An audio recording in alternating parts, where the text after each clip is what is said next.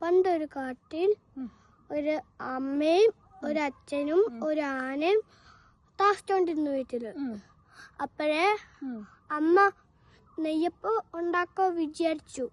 അപ്പോഴേ എന്നിട്ട് ഉണ്ടാക്കാൻ പറഞ്ഞ് അച്ഛനോട്.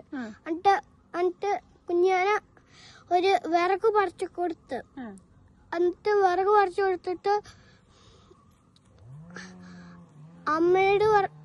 അച്ഛൻ പറഞ്ഞ് അമ്മയോട് പറഞ്ഞ് ആനക്കുഞ്ഞിന് 4 നെയ്യപ്പം കൊടുക്കാൻ പറഞ്ഞ്. എന്നിട്ട് അവര് രുചി നോക്കി. എന്നിട്ട് അവര് രുചി നോക്കിയപ്പോൾ നല്ല മധുരം ഉണ്ടായിരുന്നു. അപ്പഴത് അവര് മൊത്തം തിന്നു തീർത്ത്. അപ്പഴേ ആന വന്നപ്പോൾ ഡോർ തുറക്കാൻ നോക്കി, തുമ്പിക്കൈയും വെച്ചു. അപ്പൊ തുറക്കാൻ പാടില്ല. അപ്പഴേ ആനല്ലേ ചവിട്ടി പൊളിച്ച ഡോറ്. അപ്പൊ നെയ്യപ്പം ഇല്ലാന്ന്. അമ്മേനെ കണ്ടുപിടിച്ച് ചവിട്ടി തട്ടി ഇട്ട്.